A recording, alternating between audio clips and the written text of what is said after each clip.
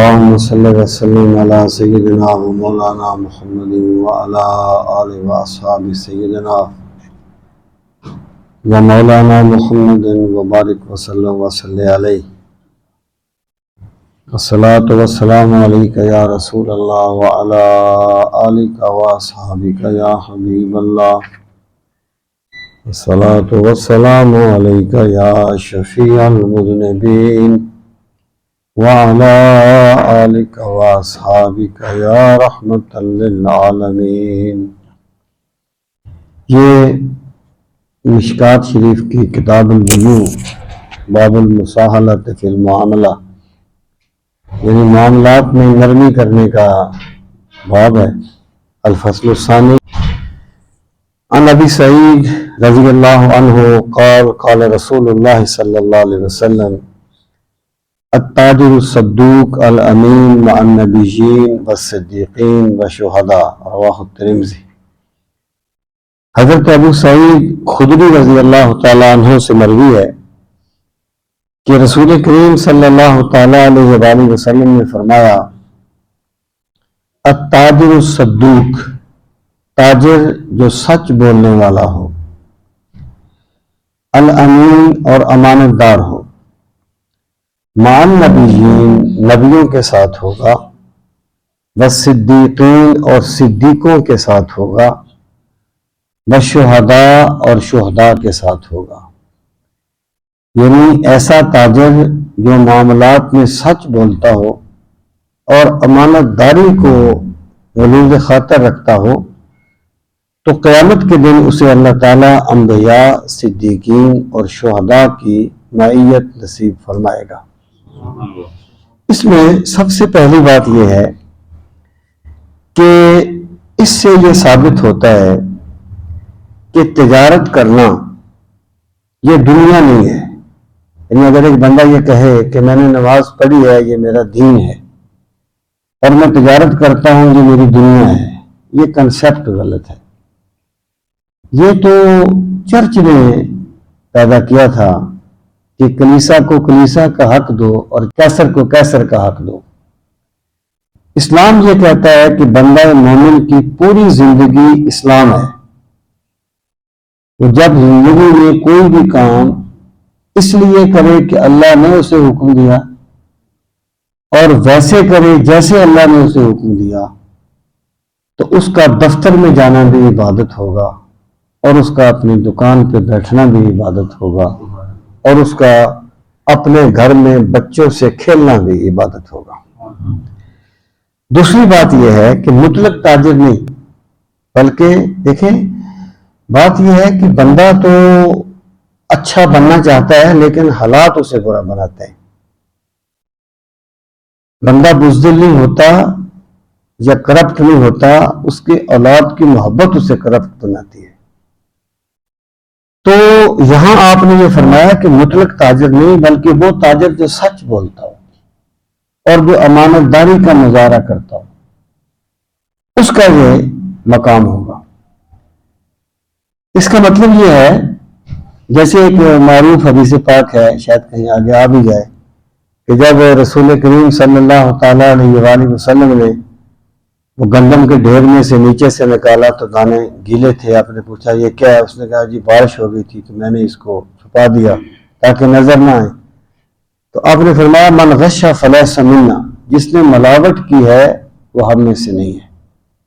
یعنی تجارت میں اگر ملاوٹ اور یہ چیزیں شامل ہو جائیں تو شدید ترین گناہ ہے، اور رسول کریم علیہ الصلوۃ والسلام فرماتے ہیں کہ یہ ہم میں سے نہیں ہے. لیکن اگر تجارت میں یہ چیزیں شامل ہوں تو پھر تجارت بھی عبادت بن جاتی ہے.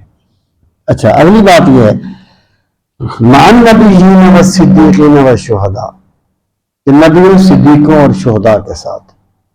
اب ظاہر ہے انبیاء کا مقام اپنا ہے، صدیقین کا اپنا ہے. صدیقین جو ہے نا یہ نبوت کے بعد کا مقام ہے، اور شہداء کا اپنا ہے. تو یہاں نوعیت سے مراد کیا ہے؟ نوعیت سے مراد یہ نہیں ہے ان کا درجہ ایک ہوگا. جب ایک مقام پر رہیں گے بلکہ نوعیت سے مراد یہ ہے کہ اللہ تعالیٰ ایسے حالات پیدا کرے گا کہ اسے انبیاء، صدیقین، شہداء کی مجلس میں جانے کی اجازت ہوگی یا وہ ان کا دیدار کر سکے گا۔ یہ قرب و بود تو اس دنیا کے معاملے ہیں نا، اس دنیا کے تو نہیں ہے۔ تو بہرحال یہ بہت بڑا شرف ہے یہ اللہ تعالیٰ نے انبیاء، صدیقین اور شہداء کے ساتھ امانت دار تاجر کو ذکر فرمایا۔ وعن قیس ابن ابی غرزہ قال كنا نسمي في عهد رسول الله صلى الله عليه وسلم سماسرة فمر بنا رسول الله صلى الله عليه وسلم فسمانا باسم هو احسن منه فقال يا معشر التجار ان البيع يحضره اللغو والحلف فشبهوه بالصدقة رواه ابو داود والترمذی والنسائی وابن ماجہ۔ قیس بن ابی غرزہ کہتے ہیں کہ ہم رسول کریم صلی اللہ علیہ وسلم کے زمانے میں تاجر کو تاجر نہیں کہتے تھے بلکہ سماسرہ کہتے تھے، سماسر کہتے تھے۔ سماسر کا معنی آپ کر لیں جیسے دلال کا ایک لفظ آپ بولتے ہیں، کہتے ہیں وہ دلال ہے جی۔ یعنی دلال کیا ہوتا ہے؟ جو دو بندوں کے درمیان ایک کردار ادا کرتا ہے، لیکن یہ لفظ نیگیٹو استعمال ہوتا ہے۔ دلال کا لفظ کبھی پازیٹو استعمال نہیں ہوا ہمارے عرف میں۔ تو ہم بھی کہتے تھے کہ بھی یہ ہم تاجر کے بجائے سماسر کا لفظ بولتے تھے، اس کا معنی ہے دلال، یعنی یہ گاہک اور چیز کے درمیان ایک واسطہ بن جاتا ہے۔ تو رسول کریم صلی اللہ تعالیٰ علیہ وآلہ وسلم نے فرمایا، وہ فرماتے ہیں کہ ہم عہد رسالت میں سماسرہ کہتے تھے۔ فمر بنا رسول اللہ صلی اللہ علیہ وسلم، ایک دن رسول کریم علیہ الصلوۃ والسلام ہمارے پاس سے گزرے۔ فسمانا باسم هو احسن منه، تو سرکار نے ہمیں ایک ایسا نام دیا جو اس سے بہتر تھا جس نام سے ہم تجارت کرنے والوں کو پکارتے تھے۔ فقال، آپ نے فرمایا، یا معشر التجار، اے تاجروں کے گروہ، یعنی آپ نے ہمیں تجار کہہ کے پکارا، تاجر کہہ کے۔ آگے یعنی آپ نے یہ نہیں فرمایا کہ میں تمہارا نام بدل رہا ہوں، تمہیں سماسرہ کہا جاتا تھا، میں تمہیں تجار کہتا ہوں، نہیں، آپ نے اس نام سے پکارا۔ آگے ایک حکم دیا، اے معاشر التجار، اے تاجروں کے گروہ، ان البیع یحضرہ اللغو والحلف، کہ خرید و فروخت میں کبھی کبھی کوئی نازیبا بات بندے سے ہو جاتی ہے، کبھی بندہ ویسی قسم کھا لیتا ہے۔ فشبہوہ بالصدقہ، تو پس تم صدقہ سے اس کا ازالہ کیا کرو۔ یعنی اس کا یہ مطلب نہیں ہے کہ بندہ یہ کہے کہ میں پورا دن تو بیٹھ کے جھوٹی قسمیں کھا کے مال بیچوں گا اور شام کو میں صدقہ کر دوں گا تو کفارہ ہو جائے گا، یہ مطلب نہیں ہے اس کا۔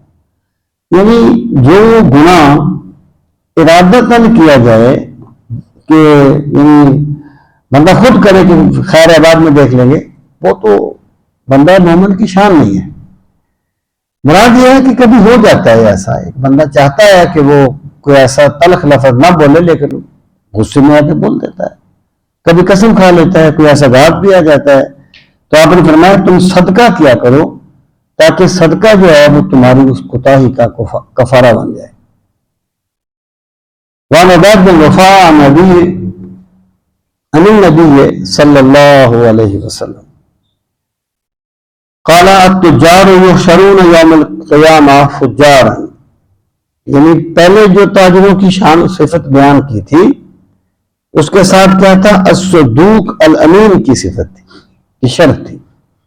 اب ایک عمومی حکم فرمایا، عمومی فرمایا کہ تاجر قیامت کے دن فاجروں کی شکل میں اٹھیں گے، نافرمانوں کی شکل میں ان کو اٹھایا جائے گا۔ الا من اتقى، مگر وہ نہیں جو تجارت کرتے ہوئے بھی اپنے رب سے ڈرتا رہا، وصدقہ، اور جو تجارت کرتے ہوئے بھی سچ بولتا رہا، اس کو اللہ تعالیٰ فاجروں کی شکل میں یا فاجر کی حالت میں نہیں اٹھائے گا، بلکہ اسے اللہ تعالیٰ ایک عظیم یعنی شان عطا فرمائے گا، اور وہ انبیاء، صدیقین اور شہداء کے ساتھ ہوگا۔ آگے باب الخیار، خیال کہتے ہیں اختیار کا ہونا۔ وعن ابن عمر رضی اللہ عنہما قال رسول اللہ صلی اللہ علیہ وسلم المتبایعان کل واحد منہما بالخیار علی صاحبہ ما لم یتفرقا الا بیع الخیار. بیع الخیار یہ ہوتی ہے جس میں یعنی ایک بندے کو بھی حق ہوتا ہے کہ وہ اپنا سودا ختم کر دے. مثلا فرض کریں ایک بندہ گھر میں ایک بندہ کوئی سودا کرتا ہے، طے کر لیتا ہے کچھ، پھر وہ کہتے ہیں کہ میں سودا تو کر رہا ہوں، قیمت طے ہو گئی ہے، لیکن میں اپنے گھر والوں سے مشورہ کروں گا. اگر میرے گھر والوں نے کہا تو ٹھیک ہے تو پھر ٹھیک ہے، اگر وہ نہ مانے تو پھر ٹھیک نہیں ہوگا. یہ ہے بیع خیار جس میں اس کو اختیار دے دیا گیا. اور اس حدیث پاک کا مفہوم یہ ہے کہ حضرت ابن عمر رضی اللہ عنہ فرماتے ہیں کہ رسول کریم صلی اللہ تعالی علیہ وآلہ وسلم نے فرمایا کہ المتبادلان خرید و فروخت کرنے والے کل واحد منہما بالخیار دونوں کو اختیار ہوتا ہے علی صاحبی اپنے صاحب پر ما لم یتفرقا جب تک وہ الگ نہ ہو جائیں. یعنی یہاں پر جو یتفرقا کا لفظ ہے نا، ایک تو یہ نہیں مجلس ختم ہو جائے پھر تو بات ہی کلیئر ہو گئی. یہاں پر کسی چیز کا بند ہو جانا بھی مراد ہے، یعنی وہ بیٹھے ہوئے تو وہیں پر ہیں لیکن سودا ان کا طے ہو گیا ہے. بالکل جب ایک چیز طے ہو جائے تو پھر وہ یعنی مراد یہ ہے کہ معلوم یتفرقا جب تک وہ بالکل طے نہ کر لیں کہ جب تک وہ وہاں سے اٹھ کے چلے نہ جائیں اس وقت ان کا وہ اختیار ختم ہو جاتا ہے. الا بیع الخیار مگر بیع خیار. بیع خیار وہی کہ بندے نے کہہ دیا کہ سودا تو میں کر رہا ہوں لیکن میں ابھی گھر والوں سے مشورہ کروں گا یا میں اپنی فلاں چیز کو دیکھوں گا، تو پھر وہ جب بھی اس کو چاہے گا وہ اس کو ختم کر سکتا ہے. وفی روایت میں مسلم اور مسلم کے الفاظ ہیں اذا تبایع المتبایعان فکل واحد منہما بالخیار من بیعہ ما لم یتفرقا، کہ سودا کرنے والے دونوں کو اختیار ہوتا ہے جب تک کہ وہ الگ نہ ہو جائیں. اور یکون بینہما عن خیار، یا ان کی بیع جو ہے وہ بیع خیار ہو. فَإِذَا كَانَ بَيْعُهُمَا عَنْ خِيَارٍ فَقَدْ وَجَبَ، اگر بیع خیار ہوگی تو فَإِذَا كَانَ بَيْعُهُمَا عَنْ خِيَارٍ فَقَدْ وَجَبَ، اگر بیع جو ہے وہ بیع خیار ہوگی تو پھر وہ جس طریقے سے چاہیں گے اس طریقے سے کر سکیں. وفی روایت الترمذی البیعان بالخیار ما لم یتفرقا یختار وہی ہوگا. عن حکیم بن حزام قال قال رسول اللہ صلی اللہ علیہ وسلم البیعتان بالخیار ما لم یتفرقا فإن صدقا وبینا بورک لہما فی بیعہما وإن کنتما وإن کتما وکذبا محقت برکت بیعہما متفق علیہ. یہ جو حکیم بن حزام ہیں یہ حضرت خدیجہ الکبریٰ رضی اللہ تعالی عنہا کے چچا زاد بھائی تھے، رشتہ دار تھے ان کے، اور بڑے زیرک آدمی تھے اور بڑے صلح پسند قسم کے لوگ تھے، آدمی تھے. غزوہ بدر میں انہوں نے ابو جہل کو بہت سمجھایا تھا کہ جنگ نہ کرو، اس وقت یہ مسلمان نہیں، بعد میں مسلمان ہوئے. تو انہیں رسول کریم صلی اللہ علیہ وسلم کی ذات گرامی سے اسلام قبول کرنے سے پہلے بھی بڑی محبت تھی. اور ایک مرتبہ یہ فتح مکہ کے موقع پہ مسلمان ہوئے. ایک مرتبہ انہوں نے ایک بڑا خوبصورت جبہ خریدا اور مدینہ منورہ پہنچ گئے اور رسول کریم علیہ الصلوۃ والسلام کی خدمت میں وہ تحفہ پیش کیا اور کہنے لگے کہ اب جب اسے پہنیں گے تو مجھے بڑا اچھا لگے گا. جیسے انسان کو محبت ہوتی ہے تو اس نے اس طریقے سے اظہار کیا. آپ نے فرمایا کہ ہم کسی مشرک کا تحفہ یا ہدیہ قبول نہیں کرتے. تو یہ واپس چل پڑے. اب رسول کریم صلی اللہ تعالی علیہ وسلم بھی تو ان کی کلمی بات کو سمجھتے تھے. تو آپ نے اب ظاہر ہے جب سرکار نے قبول نہیں کیا تھا تو انہوں نے کہیں بیچنا تھا اس کو. آپ نے ایک صحابی کو پیچھے بھیج دیا کہ وہ جہاں بھی جبہ جس کے پاس بھی بیچے تم نے اس سے خرید لینا ہے، کیونکہ میں اسے پہنوں گا جیسے یہ چاہتا ہے، لیکن میں اس لیے نہیں لیا کہ تاکہ اسے اسلام کی ترغیب ہو. انہیں یہ بات احساس ہو کہ رسول کریم صلی اللہ علیہ وسلم اس کا ہدیہ بھی قبول نہیں کرتے جو مشرک ہوتا ہے، اس لیے اس کی ترغیب کا مفہوم۔ تو پھر اسی طریقے سے ہوا، تو پھر اللہ تعالیٰ نے انہیں اسلام قبول کرنے کی توفیق دی۔ یہ حضرت حکیم بن حزام وہ فرماتے ہیں کہ خرید و فروخت کرنے والے دونوں انہیں اختیار ہوتا ہے معلوم یتفرقا، جب تک وہ الگ نہ ہو جائے۔ فإن صدقا، اگر انہوں نے تجارت کرتے ہوئے سچ بولا، یعنی کبھی ایسا ہوتا ہے نا کسی بندے کو بولنے کی بڑی طاقت ہوتی ہے، وہ جھوٹ کو بھی سچ ثابت کر دیتا ہے، اور کبھی ایک بندہ اتنا سادہ ہوتا ہے وہ سچ کو بھی سچ ثابت نہیں کر سکتا، وہ ایک ایسی چیز یعنی جو خوبی ہے اس کو بھی بیان نہیں کر سکتا۔ تو بندے کو بھی چاہیے کہ وہ اپنی ایسی طلاقت لسانی کو کسی باطل کے لیے استعمال نہ کرے۔ تو آپ نے فرمایا فإن صدقا، اگر انہوں نے سچ بولا، وبینا، اور بیان کر دیا، یعنی بیان کیا کر دیا کہ اگر کوئی اس چیز میں خامی ہے اس کو بیان کر دیا، کوئی عیب ہے چیز میں، نبی میں جس کو بیچ رہا ہے اس کو بیان کر دیا۔ بورک لہما فی بیعہما، تو اللہ تعالیٰ دونوں کی بیع میں برکت نازل کرے گا۔ یعنی برکت جو ہوتی ہے نا زندگی میں، یہ کبھی بدنیتی سے نہیں آتی، پیسہ آ جاتا ہے، برکت نہیں آتی۔ اور برکت جو ہے نا یہ اطمینان قلب برکت سے ملتا ہے، گنتی سے نہیں ملتا۔ کتنے ایسے لوگ ہوں گے جن کے پیسے کا شاید کوئی شمار نہ ہو، لیکن وہ ٹینشن کی وجہ سے رات کو سو نہیں سکتے۔ تو آپ نے فرمایا کہ بورک لہما فی بیعہما، ان کی بیع میں اللہ تعالیٰ برکت نازل فرما دیتا ہے، جو سچ بولتا ہے اور حقیقت حال بتا دیتا ہے۔ وَإِن كَتَمَا، اگر ان دونوں نے چھپا لیا، یعنی کوئی چیز چھپا لی، دوسرے پر ظاہر نہ کی، وَكَذَبَ، اور جھوٹ بولا، مُحِقَتْ بَرْکَتُ بَیعِہِمَا، پھر ان کی تجارت کی برکت اٹھا لی جاتی ہے، برکت ختم ہو جاتی ہے۔ عن ابن عمر رضی اللہ تعالی عنہما قال قال رجل للنبی صلی اللہ علیہ وسلم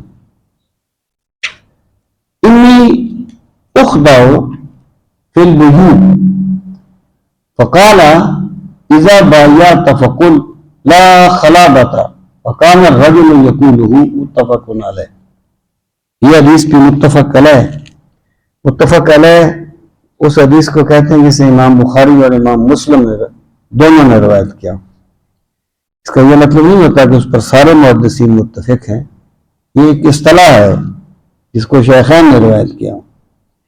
ابن عمر کہتے ہیں رضی اللہ تعالیٰ عنہ قال رجل من النبی، ایک آدمی نے رسول کریم صلی اللہ تعالیٰ علیہ وسلم سے عرض کیا انی اخدع فی البیوع، کہ جب بھی میں کسی سے سودا کرتا ہوں تو میں دھوکہ کھا جاتا ہوں، یعنی میں اتنا تیز ترار نہیں ہوں کہ میں یعنی اس کے مقابلے میں اس طریقے سے بات کروں۔ اور میں دیکھا نا تاجر جو ہیں وہ کس طریقے سے بات کرتے ہیں، تو مجھ میں یہ خوبی نہیں ہے، اور مجھ میں یہ خامی ہے کہ میں دھوکہ کھا جاتا ہوں۔ اور آپ یقین جانیں کہ بندے میں بہت سی خامیاں ہوتی ہیں، لیکن جو بندہ اپنی خامی کا اعتراف کر لیتا ہے وہ بہت اعلیٰ انسان ہوتا ہے۔ اور جس بندے کو اپنی غلطی کا احساس ہو جائے نا کہ میں غلط ہوں، میں یہ کام غلط کرتا ہوں، تو اسی بندے کے سنورنے کے بھی امکانات ہوتے ہیں۔ اگر ایک بندے نے اپنی غلطی کا احساس ہی نہیں کرنا، وہ کبھی نہیں سمجھ سکتا۔ جس بندے کو اپنی کمی کا احساس ہی نہیں ہے وہ کبھی اسے کوئی نہیں سمجھا سکتا، کیونکہ وہ سمجھنا چاہتا ہی نہیں ہے۔ تو ایک کمی تھی، انہوں نے کہا کہ مجھ میں یہ کمی ہے یا رسول اللہ صلی اللہ علیہ وسلم کہ میں بیع میں دھوکہ کھا جاتا ہوں۔ فقال، آپ نے فرمایا اذا بایعت فقل لا خلابۃ، کہ جب بھی تو بیع کرے، خرید و فروخت کرے، تو یہ کہا کر لا خلابۃ، کبھی دھوکہ نہیں ہوگا۔ مطلب کیا ہے؟ مطلب یہ ہے کہ آپ اسے یعنی اس کو بتا دیں کہ بھی میں کوئی اتنے معاملات کو سمجھتا نہیں ہوں اور اس لیے میں تو اپنے حساب سے چلوں گا، لیکن میرے ساتھ کوئی دھوکہ نہیں ہونا چاہیے، کیونکہ وہ دور جو تھا وہ متقی لوگوں کا دور تھا، صالح لوگ۔ آج کل تو ممکن ہے بندہ اس کو اور بھی پیچھا کر دے، اگر کوئی بندہ اگلا بندہ محسوس بھی کر لے، کہنے کے دور کی بات۔ تو جب وہ یعنی کوئی بھی سودا کرتا تو سوال ہوگا تو یہ کہا کر لا خلابتا، پھر کوئی دھوکہ نہیں ہوگا، تاکہ اگلا بندہ جو ہے وہ سمجھ جائے کہ یہ سادہ آدمی ہے تو میں نے اس کو دھوکہ نہیں دینا۔ فقال الرجل یقول، تو وہ بندہ جب بھی سودا کرتا تو وہ یہ کہہ دیتا کہ میرے ساتھ کوئی دھوکہ نہ کرنا، مجھے اتنی معلومات نہیں ہے۔ الفصل الثانی عن عمرو بن شعیب عن ابیہ عن جدہ ان رسول اللہ صلی اللہ علیہ وسلم قال البیعان بالخیار ما لم يتفرقا الا ان يكون صفقة خیار ولا يحل له ان يفارق صاحبه خشیۃ ان يستقیل۔ جی آپ نے فرمایا کہ سودا کرنے والوں کو اختیار ہوتا ہے معلوم یہ تفرقہ، جب تک وہ الگ نہ ہو جائیں گے، جب تک وہ ایک چیز کو ڈن نہ کر لیں۔ اگر یعنی ایک چیز طے ہو گئی ہے تو پھر تو طے ہو گئی ہے۔ الا ان یکون صفقۃ خیار، مگر یہ کہ وہ سودا ہو ہی گئے خیار کا، یعنی اس نے یہ کہا ہو کہ بھی میں اگر چاہوں گا تو اس کو ختم کر دوں گا۔ ولا یحل له ان یفارق صاحبہ خشیۃ ان یستقیل۔ دیکھیں اسلام یہ کہتا ہے کہ معاملات کلیئر ہونے چاہیے، یعنی یہ نہیں ہے کہ مشکوک سی بات ہو اور بات کلیئر نہ کی جائے اور کسی بھی طریقے سے اس میں، یعنی اسلام کا جو نقطہ نظر ہے کہ وہ بات کرنی چاہیے جس سے حتی الامکان کوئی جھگڑے کا امکان نہ ہو، کوئی اس میں یعنی اس چیز کا کوئی مذاق نہ بنا لیا جائے اس چیز کو۔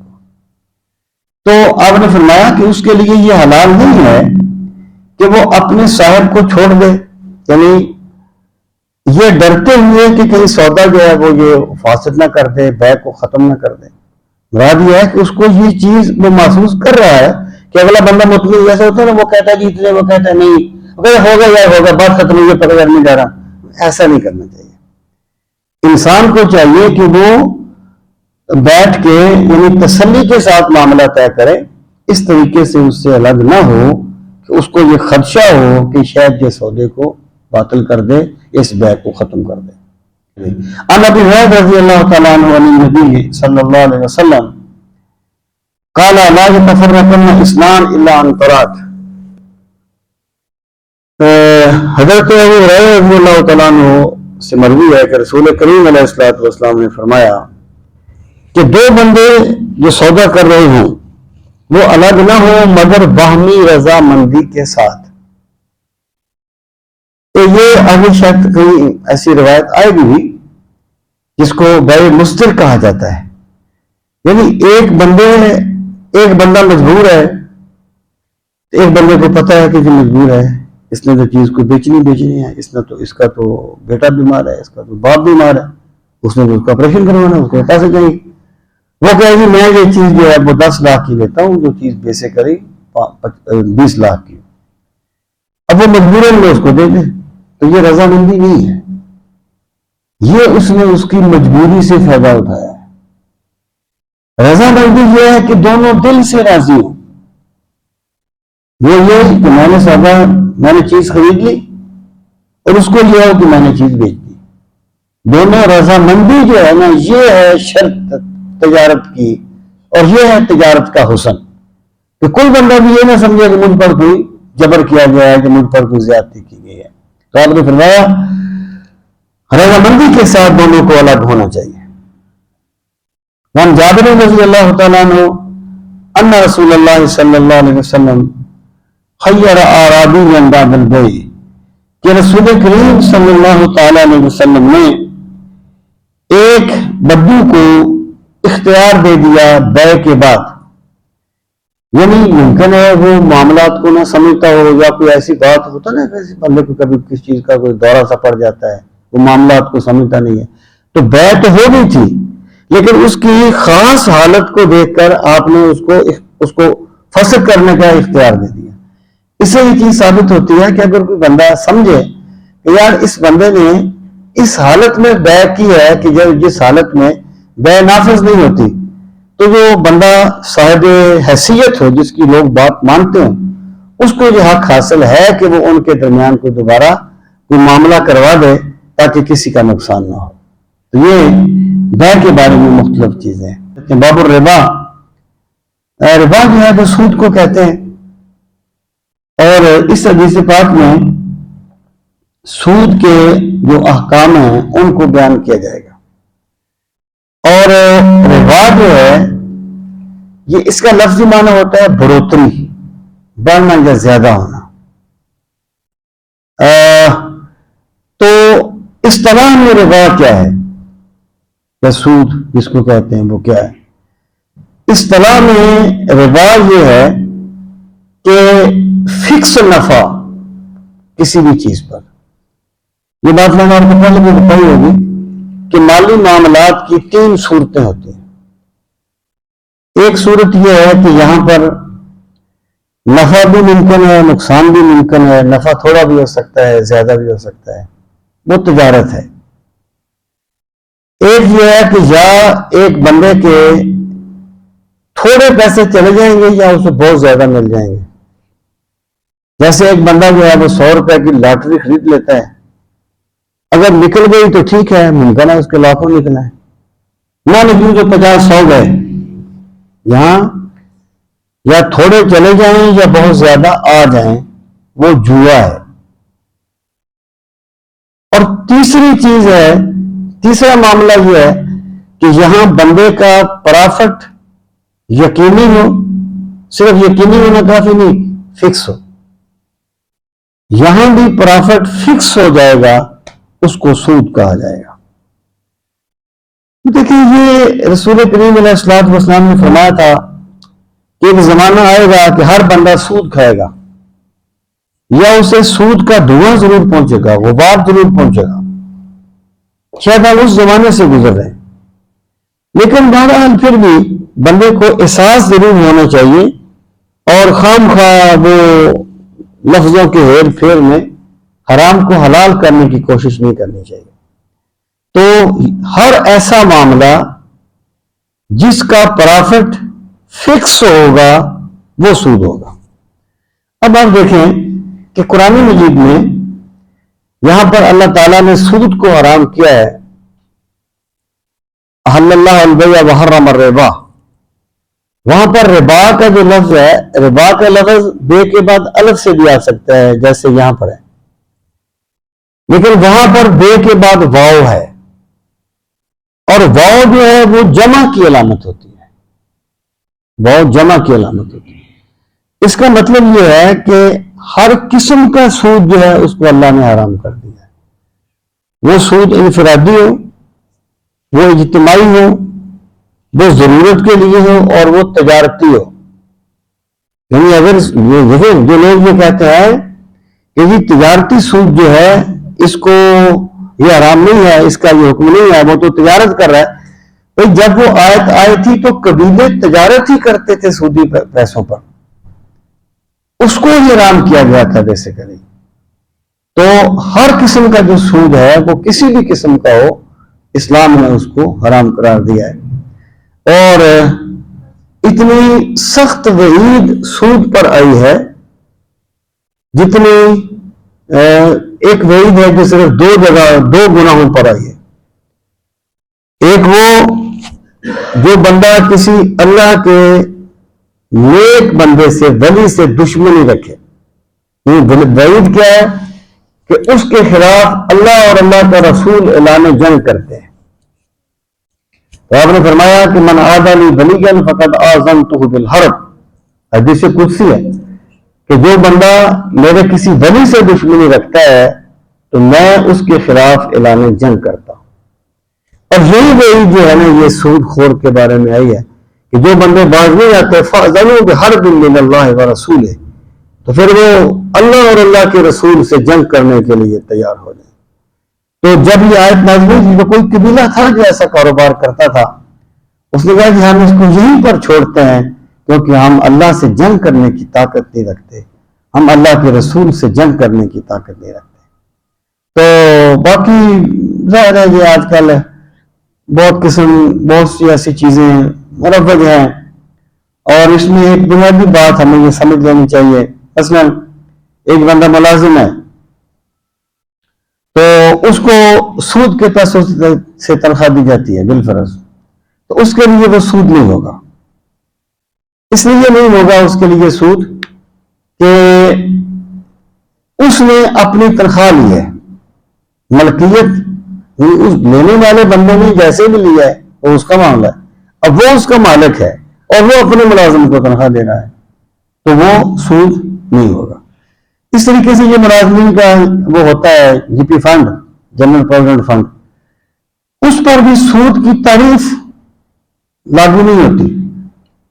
وہ اصولی طور پر فنڈ سود نہیں ہے، اگر کوئی نہیں لیتا تو اس کی اپنی مرضی ہے، اچھی بات ہے، وہ ایسی چیز سے بچتا ہے، لیکن اسے لینے والے کو آپ یہ نہیں کہہ سکتے کہ تم نے حرام کھایا ہے، وہ سود نہیں ہے، وہ تنخواہ کی ایک صورت ہے۔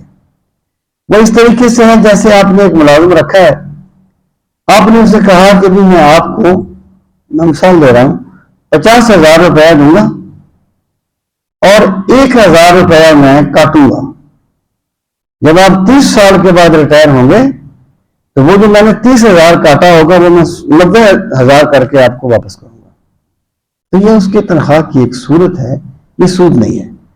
نہ تو سود پرافٹ کہنے سے جائز ہو جاتا ہے اور نہ پرافٹ سود کہنے سے حرام ہو جاتا ہے، تو اس لیے ان چیزوں کو ہمیں سمجھ لینا چاہیے۔ ہاں اگر کوئی بندہ جو ہے وہ یعنی اس سے بھی بچتا ہے تو بہت اچھا کرتا ہے، لیکن اسے کسی طرح کا فتویٰ نہیں لگانا چاہیے۔ یہ پھر شروع کریں گے۔ اللہ تعالیٰ ہم سب کو دین کا فہم صحیح نصیب فرمائے۔